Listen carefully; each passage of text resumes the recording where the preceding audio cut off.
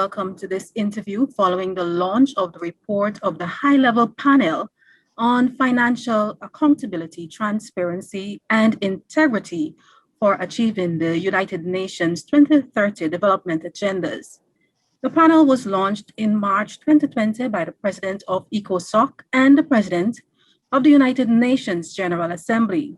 We are in the first quarter of 2021, and earlier this morning, on the 25th of February, we had a launch of the United Nations FACTI panel report. With us is our very own DSG, Dr. Manorma Soeknandan, who is a member of the panel. I'm your host, Tusankin English Francis of the CARICOM Secretariat's Communications Unit, and co-hosting with me is Mr. Christopher Lawrence, also of the CARICOM Secretariat. He's our guest host this morning. Welcome, Christopher. Thank you very much. It's certainly my pleasure to be co-hosting this program this morning. And welcome, DSG, for a brief on the work of the panel so far. As we get into our questions, could you tell us why is there a need for such a panel, and who are some of the members of the panel? I'm glad that you mentioned the full name of the title of the high-level panel. And it's actually already in the name, and that is to achieve the 2030 agenda, the SDGs, to whom all our member states, whether UN or CARICOM, we have committed ourselves to it. So, but to achieve the SDGs, the 2030 agenda, we need finances. And this is trillions of US dollars. Okay, so we're short of money. The big question is, where do you get the money from? How do you get the money? And that is what the panel had to look at. And that's why, the name of the high-level panel, it says it already, right? Look at the financial integrity, accountability, transparency, what can be done to achieve the 2030 agenda in these areas. And that is what the panel focused on. Now, the panel has two co-chairs, His Excellency Ibrahim Asane Mayaki, former Prime Minister of Niger, and His Excellency Madame Dalia Grybauskaite, former President of Lithuania. You also have 16 members from all the regions in the world, Africa, Latin America, North America, Europe, and so on, and also from the Caribbean. And the panel has been supported, still being supported, by an independent secretariat hosted by the United Nations Department for Economic and Social Affairs for Sustainable Development, and it is led by Mr. Hanif, who also attend the meetings of the panel. Now, we have finished the report, and that's why this morning we had the formal presentation, the launch of our report. And DSG, in relation to these meetings, how did the panel conduct the meetings, and has the Caribbean been involved in these discussions? Yes, we had a very tight schedule. I mean, nobody had thought in 2019, we got funding from Norway, a lot of funding. And the idea was that we had to travel to the regions, conduct our meetings and so on. But of course, nobody traveled nowhere. All our meetings have been virtual meetings, many meetings, a very tight schedule. And yes, the Caribbean has been involved.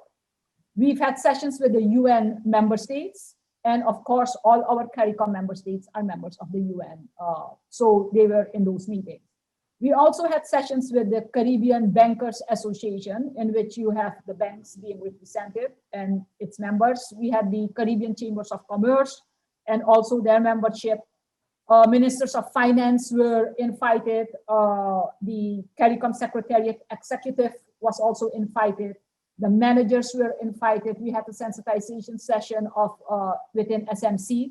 We had representations from our regional institutions, so the private sector. So yes, the Caribbean has been involved in the meetings. I know that Barbados gave also presentations, and Barbados has the portfolio for the CSME.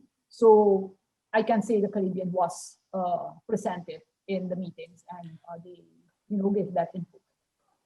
DSG, you spoke about the conduct of the meetings by the panel as it relates to the Caribbean's participation. Have other developing countries been involved, and who are these other stakeholders? Yes, we've had other developing and developed countries involved, and other stakeholders were regional groupings from Africa, Latin America, the EU, civil society organizations, private sector organizations, groupings of lawyers, academia, OECD, the UNCAC, all of them. I mean, we had so many sessions. And we even had meetings with the former president of Africa, His Excellency President Mbeki, who a few years ago was also heading a panel, So we had a wide range of meetings with all stakeholders, as you can imagine. And as I mentioned, civil society, like the Tax Justice Network and other organizations and so on, because these are also very important. You want to hear from, civil society, not only from the politicians, but also from civil society. We had ambassadors from member states who spoke, and we had meetings with, when we had the meetings with the regional groupings, the respective member states who are in the UN or in other groupings, they also, we had sessions with them. So yes, I mean, it was, as I mentioned, we've had numerous amount of meetings with all types of stakeholders. Okay. DSG, if one goes through the report, and just to remind our audience, we're talking about the United Nations Financial Accountability, Transparency, and Integrity High-Level Panel. What is the main message coming from the panel? The main message is that governments can redirect. And when I'm talking about governments, this is not national governments. I'm talking of globally, all governments can redirect the trillions of US dollars recovered from, or to be recovered from curbing, like tax abuse, corruption, money laundering, to finance critical action on the climate crisis, COVID-19 recovery, extreme poverty. Actually, when you deal with these, you're dealing with several aspects of indicators of SDG, the SDG agenda also.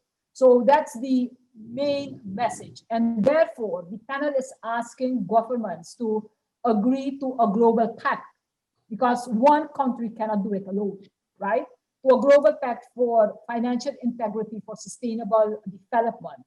By reforming, I would say, the global finance, restoring public funds, and using them based on countries' priorities. One size does not fit all, okay? On countries' priorities to finance action on the crisis that I mentioned before, things like COVID-19 and poverty eradication and achieving SDGs, etc.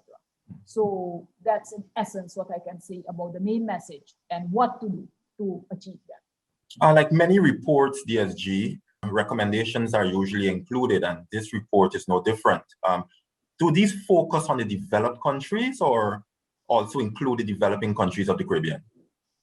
It includes all. The COVID crisis, it has been a big eye-opener for everyone. All countries in this world have experienced COVID-19.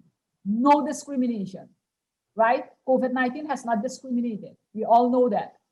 From the highest politician to the very poor, right? Once you're affected, the symptoms and so on are more or less the same.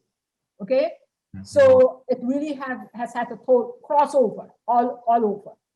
And again, at all levels. So things like inequality, access to health, livelihood being threatened, and women and girls having experienced that there is a reverse progress, right?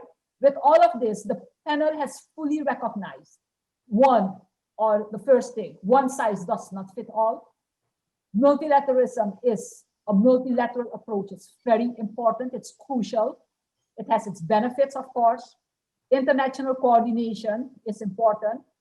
And also recognition the major challenges that developing countries face, okay, and especially small developing countries, and you will find that also in the report, and that the challenges overall are systemic, and that's why our solution should be also systemic. Having said that, I'm sure you can sense and you can, you have evidence that the recommendations are beneficial for all, developing and developed. Because if we do not have the international coordination, if we do not have the multilateral approach, if we do not work against inequality, right, we will not achieve the SDGs. We will not be able to deal with issues like money laundering, tax abuse, corruption, and so on. All our countries all face these things. So we need to have all hands on deck, developing and developed. Mm-hmm. Mm-hmm. Okay, so we're talking about freeing up funds from challenges to financial accountability, like those of corruption and tax evasion, and so on. Could you mention any other recommendation from the panel? Well, we have in total 14 recommendations. And these recommendations are based on evidence that we have gathered, and also the discussions that we've had with the several groupings, okay? So I'll give you a synopsis of the recommendations. Otherwise, we'll be sitting here too long, but it is in the report. So one, for example, is accountability. What we're proposing is stronger laws and institutions to prevent transnational corruption and money laundering. Mind you, we're saying strengthen institutions. We're not talking about create new institutions, okay? Legitimacy, if I may say, yes. Conventions must be negotiated in a fully inclusive and fair way, which means we need all at the table. It cannot only be done by the developed countries. And then you ask now, or you request, you demand from the developing countries that they have to adhere to those standards and the rules, etc. No, in your negotiating process, you need the developing countries at the table. Now, transparency. This is around company ownership and public spending. Procurement, right? Very important. Fairness. What we are proposing is an international minimum corporate tax and the taxing of the digital giants. I mean, I don't have to give you any explanations when we're talking about digital giants, what is happening currently in our world when it comes to commerce and so on. Capacity building and data. Capacity building, very important for developing countries. Data, I don't have to mention that. Even within CARICOM, data is very important. That's why we have a regional strategy also. International cooperation, sharing of information, very important when you're dealing with money laundering and those types of issues, tax abuse and so on. Also, the redirecting the recovery assets, right, to the countries of origin.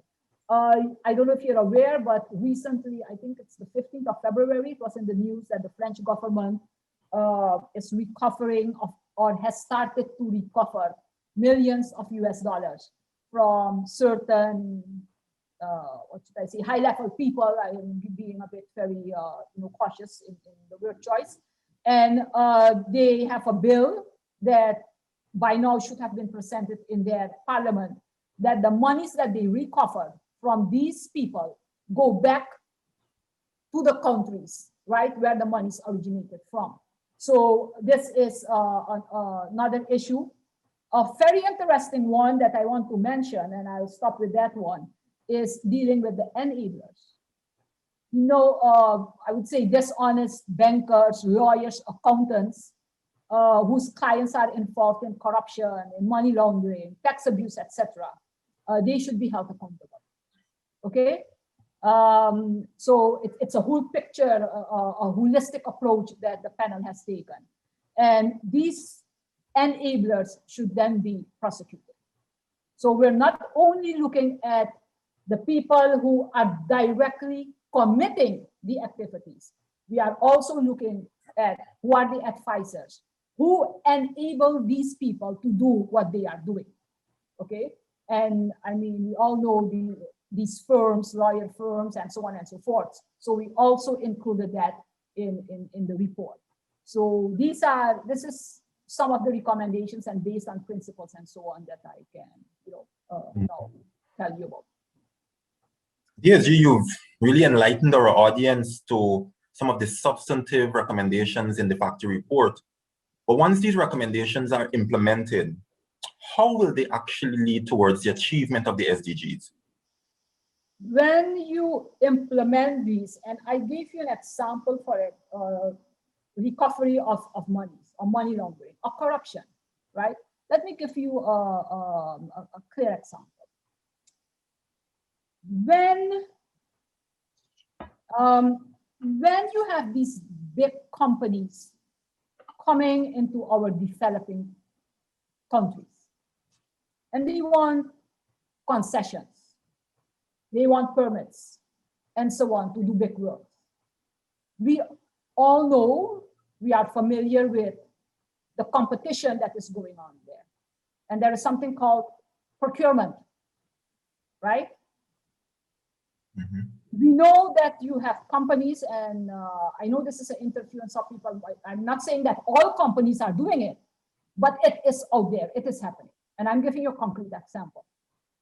Now, the amount of monies that are being paid as a so-called commission, right, to get the permit to construct big works and so on, if instead of taking that money, right, under the table or besides the table or whatever, and if you use that money in education or in health and so on, there it goes. This is how that money helps. Okay, so instead of one person benefiting from those types of monies and you're getting the benefits, we have to look at it in a different way. And of course, when you catch these people and you prosecute them, they have to pay fines and so on. And those goes into the public fund. So that, again, you can use it. But if you're not doing anything and you know, life goes on as if never things happen, you're losing all of these monies. You're literally losing it. Okay, the tax abuse, that's another thing. Okay, tax abuse meaning instead of, we often give people tax exemptions and those things. Be mindful, tax exemption, it's not illegal. But what is happening? You get a 5 year, it goes into 10 years, it goes into 15 years. And COVID hits, a hurricane hits, who are the first people who have to leave their jobs? Your nationals, the people at the lower level. So can't we not do something else? Yes, you pay the taxes. And let us have another type of a structure, a sustainable one, okay? So these are some of the issues that we really have to look into, and we have to have, as I mentioned, the international coordination. We cannot do it alone, right? The capacity building is also very important. You need the data. You have to share information. Banks have to share the information. Governments have to share the information. So yes, a lot needs to be done. A lot is already being done, but it is not enough. And there are many ways, and I've mentioned it, how we can get the money. Of course, not each country will get it at the same amount, but yes, we can still get some money. And we can use it against achieving SDGs or recovery from COVID. That's another issue. We mentioned COVID. In crisis, when there is a crisis, we all know that you have people who misuse crisis situation, right? And things like public procurement and so on, all those things are overboard. And it's in crisis when people make money. Nobody is thinking of human rights and those things, right? Now, those things, it's not the panel members came up with these things by themselves. These things were mentioned. There is evidence that these things happen. When you have an earthquake, when you have a hurricane, now you have COVID-19 and whatsoever. So these are the things we really have to look into, and we have to see how we can strengthen our laws and our institutions to deal with these types of, I would call it, mishaps or crimes, if I may say so. DSG, the issues we are discussing here this morning, challenges to financial accountability and transparency. They are very insidious, they're very pervasive, and very difficult to tackle. So, my next question leads to the point: how will governments agree? How will the panel implement these recommendations to tackle these issues that are very, very pervasive? I agree with you. Let me say upfront, the panel, we have fulfilled our mandate, the panel members, the panel. We presented the report. It is up to the UN member states, which includes CARICOM member states, to implement, okay, what is in the report, which means to tackle the same issues that you just mentioned and that we have been speaking about for so long. And this requires political commitment, dedication, and implementation.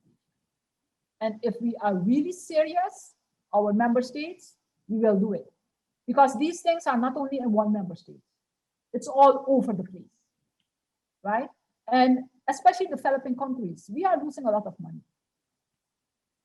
And if we are really serious and we want to talk about COVID recovery, and we all know in the Caribbean, our developing countries, we have issues with money laundering and blacklisting, you know, and all of these things are high on our agenda. So yes, we have to join forces. And again, it is really the multilateral approach. All hands on deck, develop and developing. We need the buy-in from all to really tackle these issues. That's what I want to say. It's one cannot do it. And I mean, even if you have a regional grouping, yes, let's then work with another regional grouping. And let us have the capacity building, let us train people. But we have to be serious, because if we don't do it now with this COVID has a negative impact on all countries in the world. And if we cannot join now, in my opinion, I don't think we will be ever in the future then joining hands to tackle these things. Wow. Because it's COVID today. God forbid, I don't know what will be next. Right? And if we cannot be, you know, act as human beings now, and look at the future, you know, to have a peaceful future and prosperity and do things differently. Now we have to, you know, plant the seed and so on, so that next generation, they can also benefit from these things. So that's why the panel, in coming up with these proposals and so on, we really all the time, and we have all these meetings with all these groupings and former political leaders and so on, you know, for the buy-in. It's very important. You cannot leave them out. Okay, so central bank governors and so on, all of them have been involved. So and maybe you might have people who might not agree with everything, but I can tell you in each country you have these issues. You certainly mentioned the fact that there's this diverse mix of stakeholders involving both the small states and the larger states, including the USA and China. But why do you think you will have the buy-in?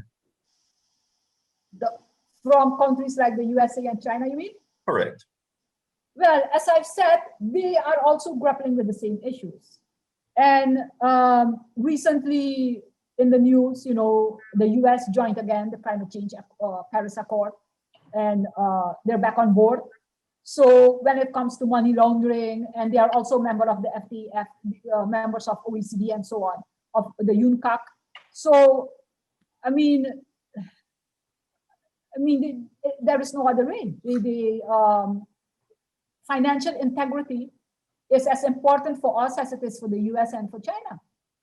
Okay, so their companies go everywhere. You see, we often forget this. In the developing countries, and I'm taking the Caribbean, what is happening is, it is not our companies that are going to China and to the US. Okay, in the Caribbean, for example, now you have oil and you have gold, bauxite, and so on.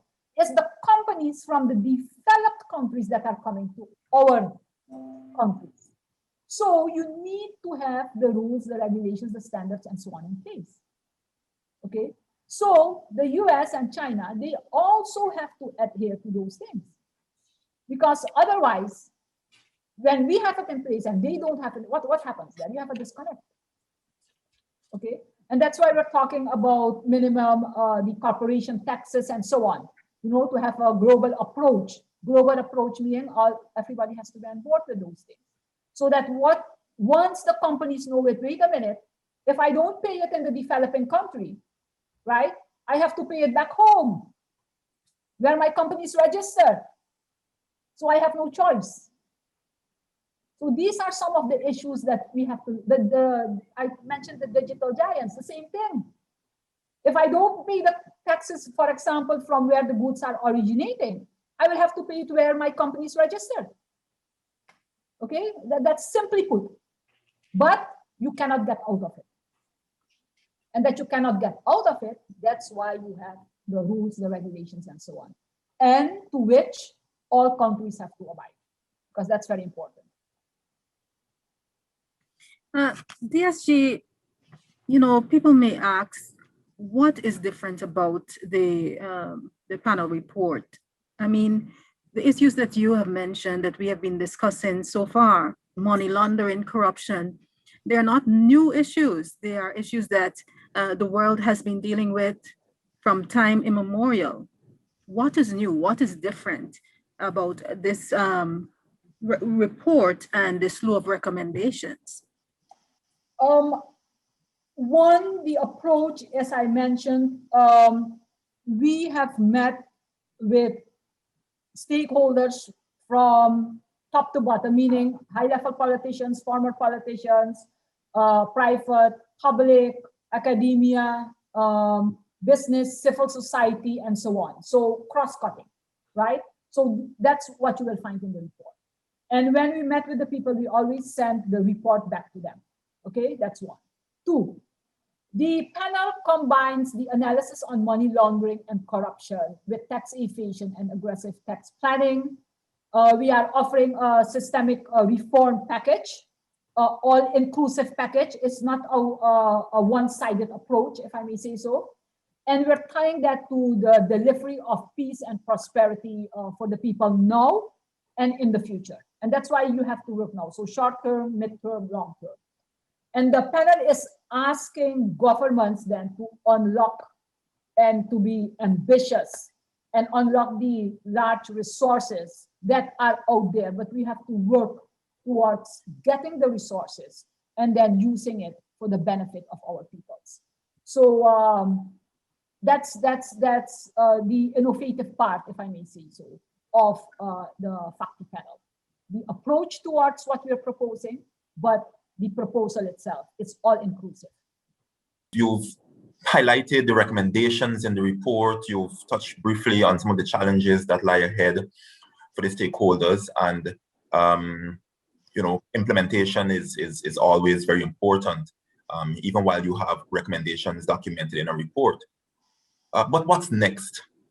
What's next after this report has been laid and the recommendations have been made? Okay.